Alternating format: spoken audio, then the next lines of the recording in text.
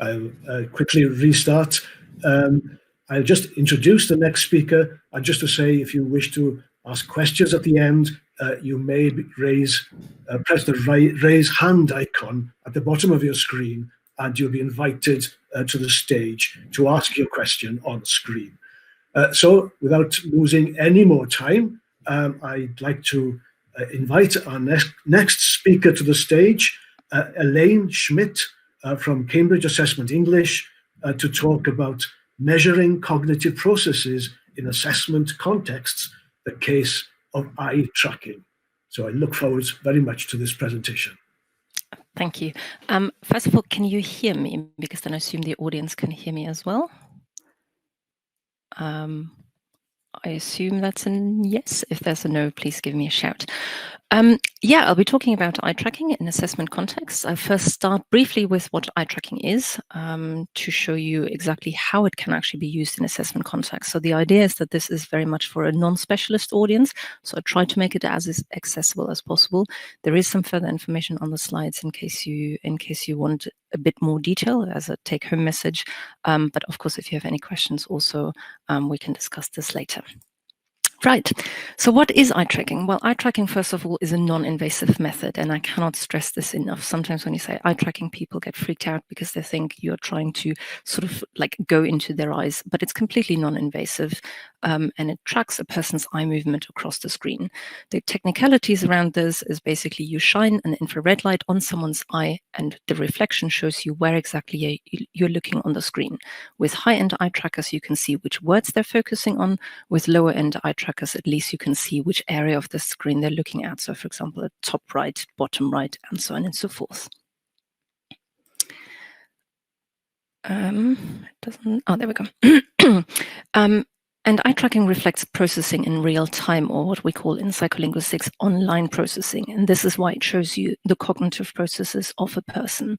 High-end eye trackers have a sampling rate of 1000 hertz. That means they take 1000 samples per second. So they can really show you within milliseconds what it is that you're doing as you're looking at different parts on the screen. It is important that it's an automatic process, and that's because it is impossible to read, for example, without moving your eyes. You automatically move your eyes whether you like it or not. The other important thing to note is also that eye movements are often subconscious, and that means that the person isn't actually aware that they are doing them. And this is really important. We always like to think that we're looking at something just because we decide to look at something consciously, but very often these processes happen actually subconsciously without us being aware of it. I'm going to show you an example of eye tracking now. Hopefully this will show. I would like you to focus. The video doesn't play. How do I start the video?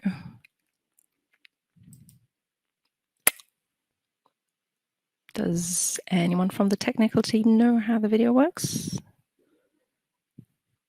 Okay, well, what you should have seen now is basically what the little boxes that you see that look a bit like a keyboard were actually the interest areas around different words of an example text.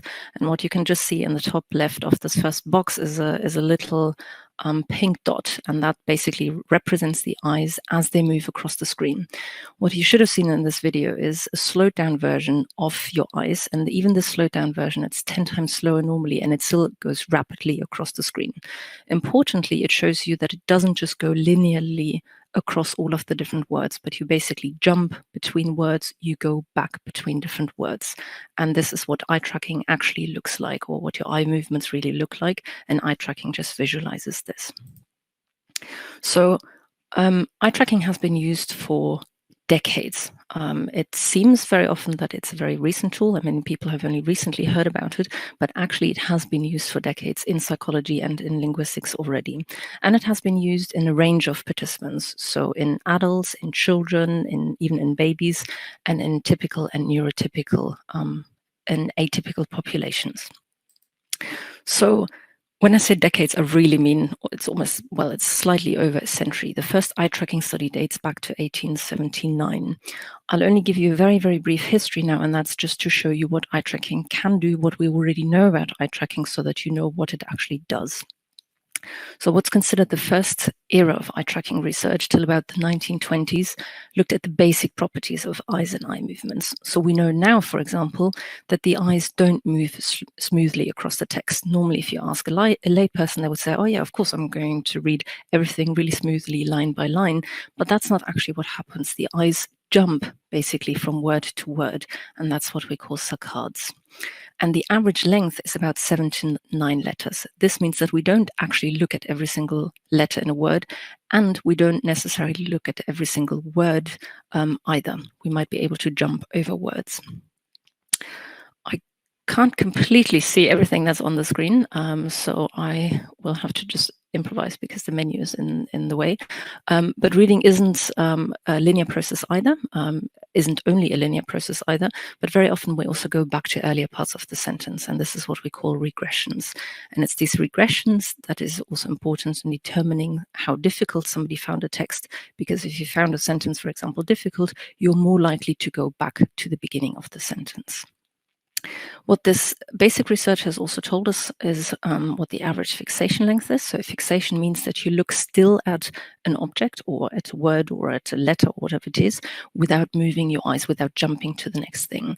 And the average fixation length is around 200 milliseconds. And fixation length is also something that's important to show how difficult, for example, a text is, because the idea is that you look at something longer if it is more difficult. And when I say longer, it's really, for example, it could be 300 milliseconds. And this is significant, but of course, this is not something that you can easily notice unless you have the raw eye tracking data there. And this is why it's important to have so many different sampling rates per second, because if you only look at 1 second, what you're looking at or what you're interested in has already disappeared, because in 1 second, we've already read quite a lot of words and we're already past the point that's of interest to us.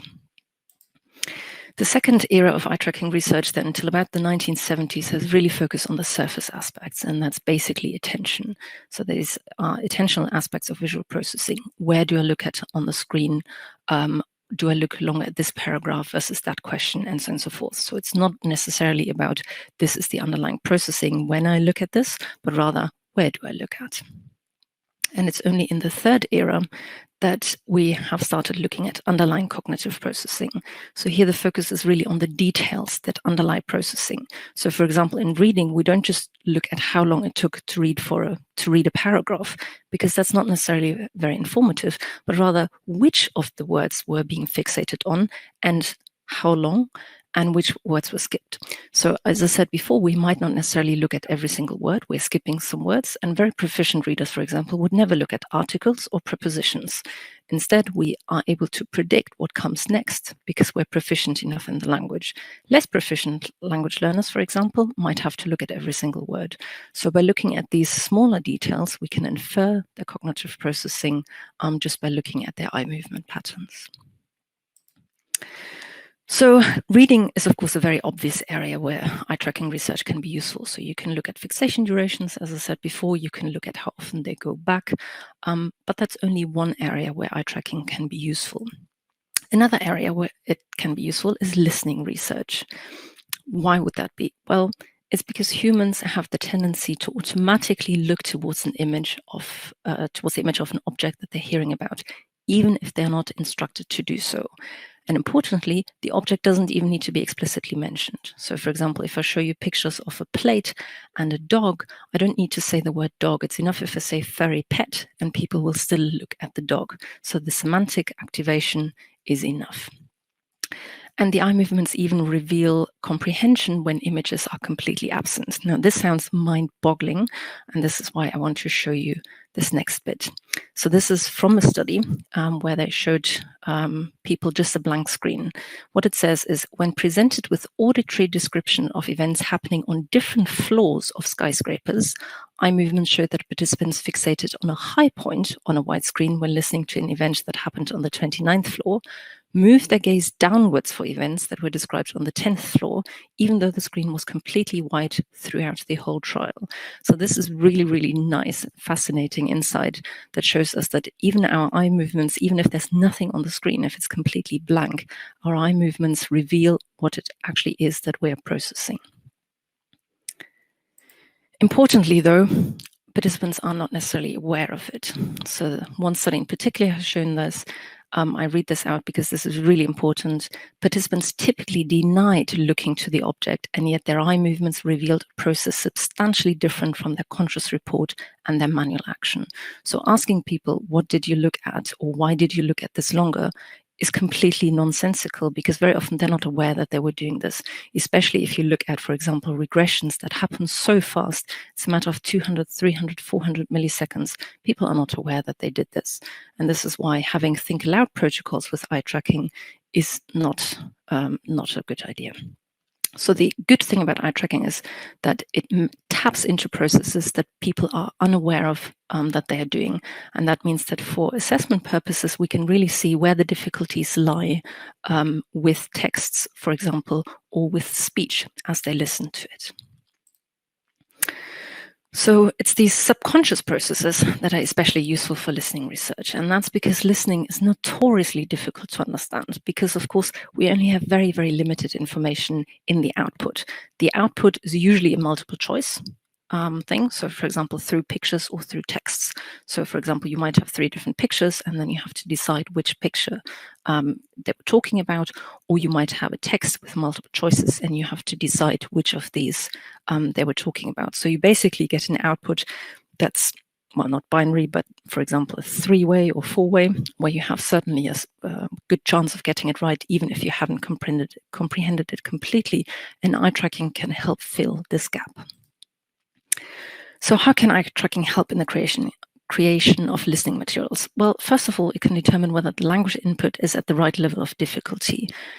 This is especially helpful if text is used simultaneously. So, for example, if participants listen to speech and they read the text at the same time, if they are able to comprehend it, you would see a match between where they're reading and what they're hearing, whereas you would see a mismatch if that isn't happening. So you can see whether the level of difficulty of your materials is right for the language learners.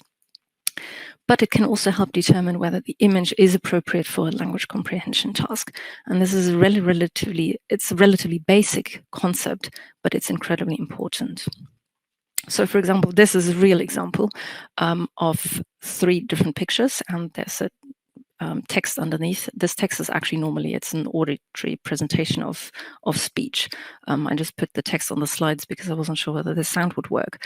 But basically, based on that, you have to choose the right image that corresponds to what you've just heard. This is what we in eye tracking call a visual world paradigm. So you basically, afterwards, you look at 3 different images, and visual world paradigm shows you which image they looked at what time, and whether this has shown that they have the right amount of processing.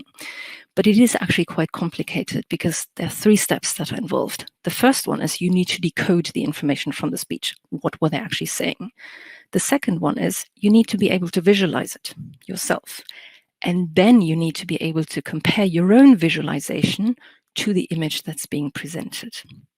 So even though it's considered only a language processing task, it actually has a triple modality. It's 3 different modalities that you need to employ, and it also tests visualization, and it relies on the interaction between your language ability and your visual capabilities.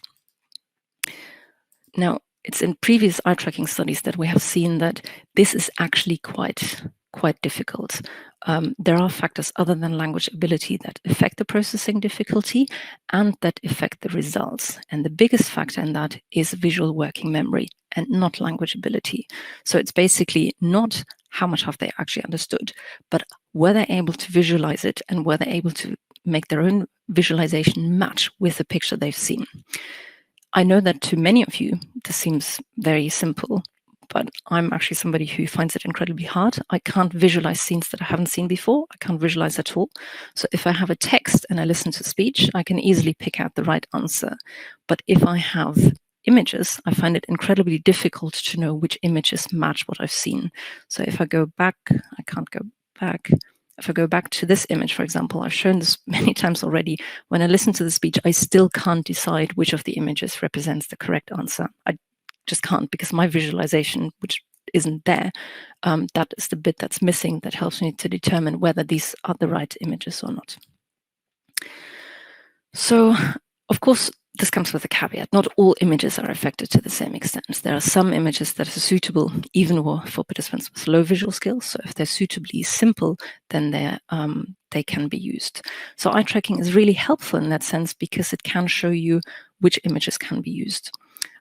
So this means it enables us to design listening materials that test only listening comprehension instead of listening plus the visual skills. Now, I know that I've rushed through this. I've basically given you an overview of what eye tracking is, shown you some of the things that we've learned from eye tracking in terms of fixation and how often they go back, what we call regressions, and the fact that we don't look at every single word, and that this is really important for assessment contexts. But it's not just reading, it's also listening that's really important, or that can be measured with eye tracking. And so I hope I've given you at least an interesting overview, and I'm happy to take any questions. Hi. I think we're just about out of time. There are quite a few interesting questions in the stage 1 chat, and maybe you'd like to pursue those questions during the break or at some other point during the conference, if that's okay. So just to say thank you very much for the presentation. There's a short 5-minute gap now before the next session in this room. Great, thank you. Thank you very much.